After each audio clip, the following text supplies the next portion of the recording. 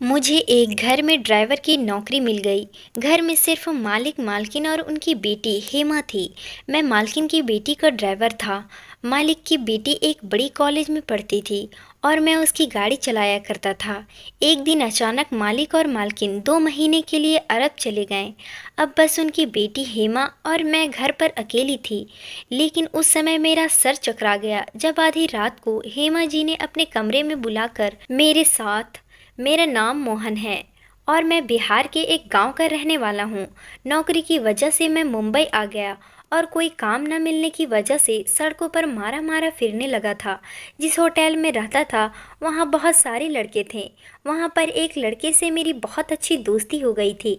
उसने मुझे गाड़ी चलाना सिखा दिया और उसी दोस्त की वजह से मुझे एक घर में भी ड्राइवर की नौकरी मिल गई थी। मैं जिस घर में नौकरी करता था उस घर में सिर्फ मालिक, मालकिन और उनकी बेटी थी। जब मेरे दोस्त ने काम के लिए मुझे इस घर में भेजा तो मालिक ने मुझे अपनी बेटी का ड्राइवर रख लिया। मालिक की बेटी एक बड़े कॉलेज में पढ़ती थी और मैं उसकी गाड़ी चलाया करता था। रोज मैं उसे कॉलेज छोड़ता और कॉलेज से घर वापस लाता।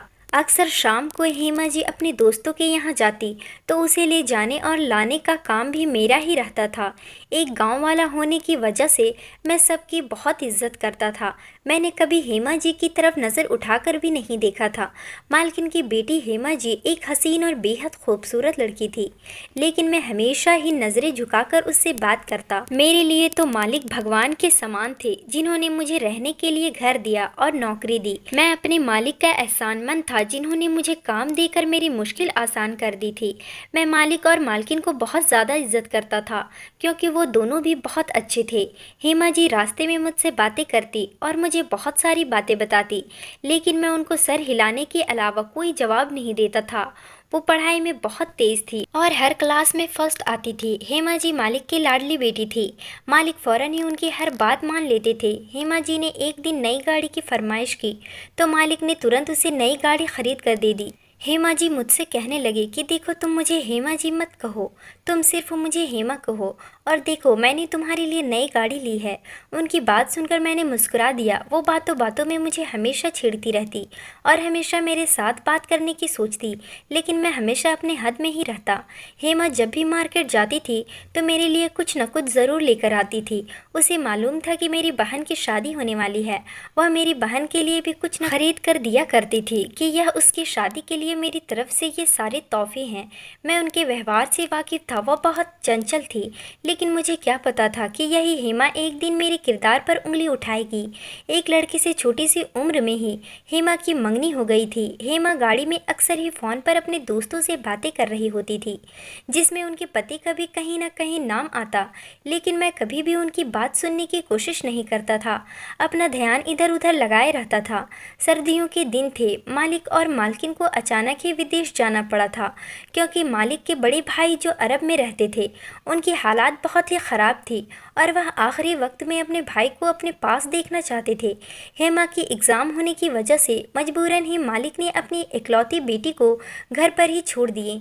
मालिक ने जाते जाते मुझे यह जिम्मेदारी दे दी कि मैं हेमा को कॉलेज ले जाने का काम पूरी जिम्मेदारी के साथ करूं और उसका ख्याल रखूं, क्योंकि मुझे मालिक के साथ काम करते हुए 4 साल होने वाले थे। इसलिए वह लोग मुझ पर बहुत ज़्यादा भरोसा करने लगे थे। मालिक को अच्छे से पता था कि मैंने कभी नज़र उठाकर भी उनकी बेटी की तरफ नहीं देखा।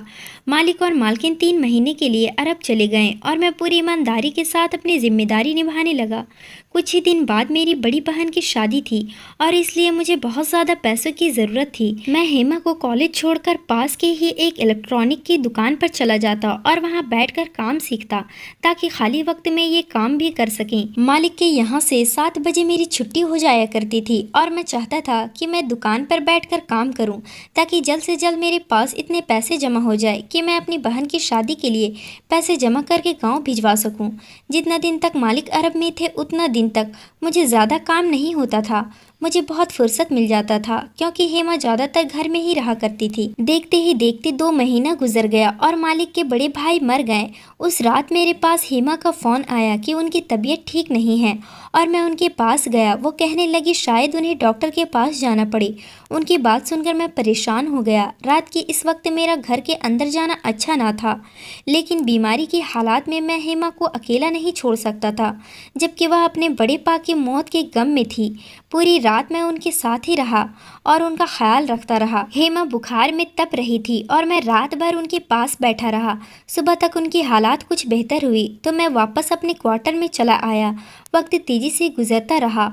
उस दिन के बाद से हेमा की तबीयत ठीक नहीं रहती थी। यह बहुत ही ज़्यादा खोई सी रहने लगी। मुझे लगा शायद वह अपने माँ पापा से दूर रहकर परेशान है, लेकिन मुझे क्या खबर थी कि हकीकत क्या है। मालिक ने 2 हफ्ता अपने भाई के बच्चों के पास गुजारा और पूरे 3 महीने के बाद दोनों घर वापस आए। मैं उन्हें देखकर बहुत खुश हुआ, लेकिन उस वक्त मेरे कदमों तले से ज़मीन निकल गई जब मालिक ने पास पड़ा डंडा उठाकर मुझे बुरी तरह पीटना शुरू कर दिया। मुझे गंदी गालियां देते जा रहे थे और मारते जा रहे थे। मुझे समझ नहीं आ रहा था कि मुझसे ऐसी कौन सी गलती हो गई है जो मालिक इतना गुस्सा है। वो मेरी बात सुनने को तैयार नहीं थे। जब मुझे पूरी बात पता चली तो ऐसा लगा जैसे किसी ने मेरे पैरों से ज़मीन खींच दी है। हेमा ने मुझ पर ये इल्ज़ाम लगाया था कि मैंने उनके साथ ज़बरदस्ती की है और वह प्रेग्नेंट है, और ये बात डर के मारे उन्होंने अपने माँ बाप को फ़ोन पर नहीं बताई कि मैं उन्हें कोई नुकसान न पहुँचा दूँ। मैंने हैरानी से हेमा को देखा जो झूठ पर झूठ बोले जा रही थी। मैं तो हेमा को बहुत ही सीधी सादी और मासूम समझता था, लेकिन उसने तो मेरे ही किरदार पर उंगली उठा दिया। मालिक मेरी कोई बात सुनने को राज़ी नहीं थे।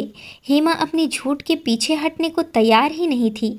वह कह रही थी जिस रात बड़े पा मरे थे उस रात उनकी तबीयत ठीक नहीं थी। उन्होंने मुझे कमरे में बुलाया था।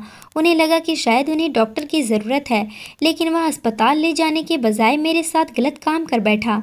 मालिक ने पुलिस को बुलाकर मुझे जेल में डलवाने का फैसला किया था, लेकिन हेमा ने उन्हें रोक दिया। हेमा ने अपने पापा से कहा कि ऐसा करने से उनकी इज्जत पर आ जाएगी। हेमा के पापा मुझे नौकरी से निकाल चुके थे और मैं बहुत ही ज़्यादा परेशान था।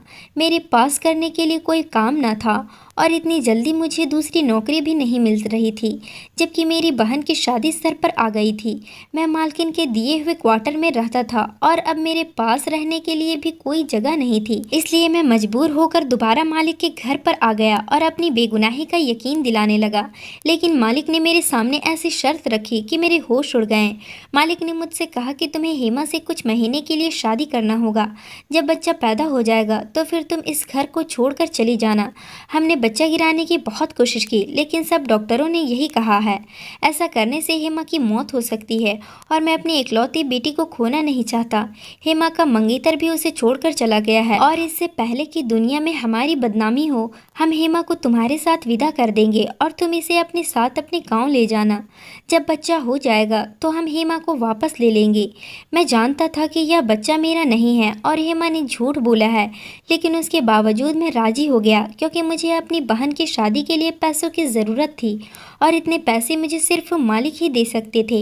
इसलिए मैंने हेमा से शादी करने के लिए हामी भर ली और उसे विदा करवाकर अपने गांव ले गया। हेमा बहुत खामोश थी। मैंने भी रास्ते भर उससे कोई बात नहीं की। गांव में मेरी माँ और घर वाले हेमा को देखकर हैरान रह गई। जब मैंने अपनी माँ को बताया कि मैंने शादी कर ली है तो मेरी माँ हैरान रह गई और कहने लगी कि इतनी बड़ी बात तुमने मुझे नहीं बताई। तेरी शादी को लेकर मेरे कितने सपने थे। लेकिन फिर हेमा को देखकर मेरी माँ खुश हो गई। हेमा बहुत खूबसूरत लड़की थी। इतनी प्यारी और कम उम्र उसे देखकर मेरी माँ की सारी शिकायतें दूर हो गई और वह हेमा को मेरे कमरे में ले गई और गांव की औरतों की तरह उसे सजाने लगी। मैं बहन की शादी के इंतज़ाम करने लगा और रात को जब कमरे में आया तो हेमा दुल्हन के रूप में मेरे बिस्तर पर बैठी हुई थी। मैं उसे देखते ही रह गया। वह कोई परी की तरह लग रही थी। पहली नज़र में ही अपनी पत्नी पर दिल हार बैठा था, लेकिन मैं कैसे भूल सकता था कि मेरी इज्जत इसी ने तो तार तार कर दी है। मैं उसके पास बिस्तर पर आकर बैठा तो वह डर की वजह से कांपने लगी। वह मुझे अच्छे से जानती थी कि उसने मुझसे किस तरह शादी की है। मैं उसे कुछ कहता इससे पहले वह खुद ही रोने लगी और मेरे कदमों में बैठ गई। उसके आंसू मेरे दिल पर गिर रही थी क्योंकि मैंने उसे हमेशा ही खुश और चंचल पाया था। हेमा रोते हुए मुझसे कहने लगी कि उसने जो इल्ज़ाम मुझ पर लगाया है इसके लिए शर्मिंदा है और उसे अपनी गलती का पूरी तरह एहसास है। लेकिन यह सब कुछ उसने मुझे बदनाम करने के लिए नहीं किया, बल्कि बहुत ही मजबूरी में किया। मैंने गुस्से वाली निगाहों से हेमा को देखा और उसे साफ साफ कह दिया कि तुमने कितनी भी मजबूरी में यह सब क्यों न किया हो, लेकिन तुम्हारी इस हरकत से मेरी इज्जत दो कौड़ी की रह गई है। तुम अपने गुनाह को मेरे सर थोप कर आज़ाद हो गई हो और मैं बेगुनाह होते हुए भी अपने मालिक की नज़रों में गिर गया हूँ। मैं चाहकर भी तुम्हें कभी माफ़ नहीं कर पाऊँगा, लेकिन मैं इतना कमज़ोर नहीं कि अपनी शादी में आए औरत के साथ कोई जाति करे। इसलिए तुम इस घर में आसानी से रह सकती हो। मैं किसी भी चीज़ की कोई तकलीफ़ नहीं होने दूंगा, और जब तुम अपने पाप को इस दुनिया में ले आओ तो यहाँ से चली जाना। तुम पूरी तरह आज़ाद हो। मैं तुम्हें तुम्हारी औलाद के साथ तुम्हारे घर छोड़ आऊँगा। मैं हेमा को अपने कदमों से उठाकर बेड पर बिठाते हुए कमरे से बाहर निकलने लगा, लेकिन तभी हेमा के शब्दों ने मेरे कदमों को रोक दिया। वो कहने लगी कि मैंने कोई गुनाह नहीं किया जिसकी वजह से मुझे यहाँ इंतज़ार करना पड़े। ना ही मैंने आपको आपके मालिक की नज़रों में गिराया है, बल्कि आपके मालिक तो आपसे बहुत मोहब्बत करते हैं और वो आप पर सबसे ज़्यादा भरोसा करते हैं। इसलिए आपके मालिक ने अपनी ज़िंदगी की सबसे कीमती चीज़ आपको दे दी है और उन्होंने मुझसे कहा है मैं शादी के बाद आपको सारी सच्चाई बता दूं। हेमा की बातों ने मुझे हैरान कर दिया। मैं पलटकर हेमा का चेहरा देखने लगा। उसमें मासूमियत छाई हुई थी। वो उस वक्त 19 साल की मासूम सी लड़की थी जो ना जाने किस हालात में थी। हेमा कहने लगी कि वह पेट से नहीं है, बल्कि उसके पापा ने मुझसे झूठ कहा है। उसके पापा ने यह सब बहुत मजबूरी में किया है, क्योंकि वह अपनी बेटी की जान बचाना चाहते थे। हेमा ने मेरे करीब आकर मेरा हाथ अपने हाथों में थाम लिया और मुझे अपने साथ लिए बेंच पर बैठ गई। हेमा बहुत धीरे आवाज में अपनी सच्चाई बता रही थी। मैं चुपचाप उसकी बातों को सुन रहा था। हेमा कहने लगी कि पापा के पुराने दोस्त ने अपने बेटे का रिश्ता बचपन में ही उसके साथ मांगा था। उसके दोस्त और दोस्त की पत्नी बहुत ही अच्छे थे, इसलिए मेरे पापा ने मेरी मंगनी अपने दोस्त के बेटे से करवा दी। लेकिन वक्त गुजरने के साथ साथ मेरे पापा को अपनी गलती का एहसास हुआ, क्योंकि मेरा मंगेतर रोहन अपने माँ बाप का इकलौता बेटा होने की वजह से बहुत ज़्यादा बिगड़ चुका था। उसके पास ना ही पैसे की कमी थी, ना ही कोई रोक टोक करने वाला था। रोहन के माँ बाप कभी भी अपने बेटे को गलत बात पर नहीं रोकते थे। जैसे जैसे रोहन बड़ा होते जा रहा था, वो बिगड़ता जा रहा था। हेमा बताने लगी कि जब उसके माँ बाप अरब गए हुए थे, रोहन ने कई बार उसके साथ बदतमीजी करने की कोशिश की, और एक बार तो वह शराब के नशे में घर आया और हेमा के साथ जाति करना चाहा, लेकिन उसने खुद को कमरे में बंद करके बचा लिया। और जिस रात उसके बड़े पा मरे थे, उससे एक दिन पहले भी रोहन ने अपने दोस्तों के साथ मिलकर हेमा के साथ गलत करने की कोशिश की, और उसी डर की वजह से उसे बुखार लगा था। उसे समझ नहीं आ रहा था कि वह अपने बचाव के लिए क्या करे, क्योंकि उसे डर था कहीं रोहन उसके अकेलेपन का फायदा उठाकर दोबारा घर में घुस सकता है। इसलिए उसने सारी रात मुझे अपने कमरे में बैठाए रखा।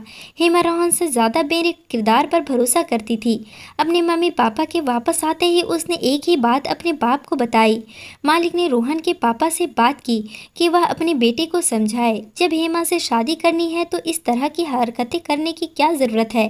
लेकिन रोहन के पिता ने यह कहकर बात ख़त्म कर दी कि रोहन नौजवान है और जज्बात में आकर ऐसा करता है। बच्चे हैं, थोड़ी बहुत मस्ती तो करते हैं।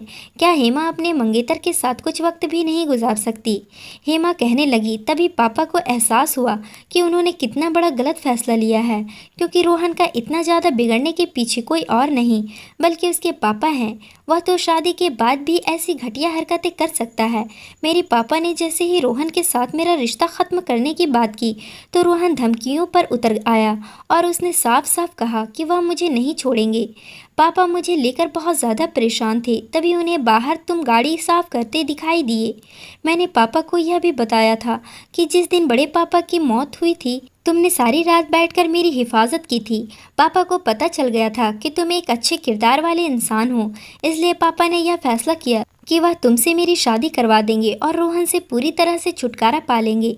लेकिन रोहन मेरी शादी इतनी आसानी से नहीं होने दे सकता था, इसलिए पापा ने अपने दोस्त को यह बात बताई कि तुमने मेरी इज्जत पर हमला किया है और अब मैं प्रेग्नेंट हूँ। उसके दोस्त ने खुद ही रिश्ता तोड़ दिया, क्योंकि वो इज्जतदार लोग ऐसी लड़कियों को बहू नहीं बना सकते थे जो शादी से पहले ही पेट से हो चुकी थी।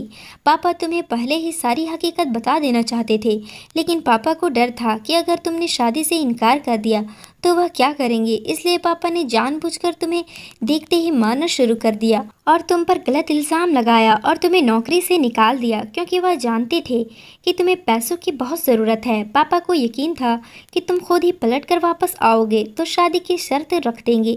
पापा की तरकीब कामयाब हो गई और जब तुम इस शहर में कोई ठिकाना न मिला तो तुम खुद पापा के घर पर चले आए और पापा ने शादी की बात रखकर अपनी तकलीफ दूर कर दी। पापा ने मुझे विदा करके हम लोगों को गांव भेज दिए ताकि उनका बेटा हमें कोई नुकसान न पहुंचा सके।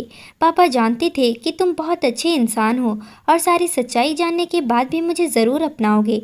पापा पहले ही दिन से कहते थे कि तुम बिल्कुल भी लालची आदमी नहीं हो, एक अच्छे किरदार के नेक इंसान हो। तुम चाहो तो मैं यह बात साबित कर सकती हूँ कि मैं पेट से नहीं हूँ और ना ही किसी मर्द ने मुझे कभी हाथ लगाया है। बहुत मजबूरी में पापा ने मुझे तुम्हारे हवाले किया है और मैंने अपने पूरे दिल से तुमसे शादी की है, क्योंकि मैं खुद भी तुम्हारी अच्छाई की गवाही देती हूँ। हो सके तो मुझे और मेरे पापा को बस एक झूठ के लिए माफ़ कर देना। हेमा की आंखों से आंसू टपक रहे थे और मुझे उन आंखों में एक बाप बेटी की बेबसी दिखाई दे रही थी। मैंने हेमा को अपने सीने से लगा लिया। वह एक बहुत ही प्यारी लड़की थी जिसे शायद भगवान ने इस तरह मेरे नसीब में लिखा था। मेरी माँ ने बहन की शादी की रस्मों के साथ साथ मेरी भी शादी की रस्म शुरू कर दी। मैं अपनी पत्नी को गांव के लोगों की तरह सजता संवरता देखकर खुश हो रहा था। हेमा ने अपने पापा को फ़ोन करके बता दिया था कि यहाँ हमारी शादी की रस्में हो रही हैं, तो हेमा के मम्मी पापा दोनों खामोशी से मेरे गाँव चले आए और वह भी हमारी शादी में शामिल हो गए। मेरे मालिक ने आते ही हाथ जोड़कर मुझसे अपनी गलती की माफ़ी मांगी, लेकिन मैं तो उन्हें पहले ही माफ़ कर चुका था। मैं खुद एक बहन का भाई था और मुझे अच्छी तरह पता था कि कोई भी बाप या भाई अपनी बेटी की शादी किसी भी ऐसे शख्स के साथ नहीं कर सकता जो नशे के बाज और बहुत ही ज़्यादा बिगड़ा हुआ हो। यह बात जो मुझे अच्छी तरह समझ आ गई थी कि अपने बच्चों की किस्मत के फैसले उनके बचपन में नहीं करने चाहिए, क्योंकि बड़े होकर वो ना जाने कौन सा रास्ता चुने या फिर उनके दिल में किसी और की मोहब्बत बस जाए। आप इस बात का पता नहीं लगा सकते। वो आपकी बहन या बेटी इतनी सस्ती नहीं होती कि आप किसी बदकिरदार शख्स के साथ उसकी शादी कर दें, या फिर क्या पता उसके दिल में किसी और की तस्वीर हो। दोस्तों, उम्मीद करती हूँ आपको हमारी कहानी पसंद आई होगी। कहानी पसंद आई है तो वीडियो को लाइक करें, चैनल पर नए हैं तो चैनल को सब्सक्राइब करें। मिलते हैं अगली कहानी में।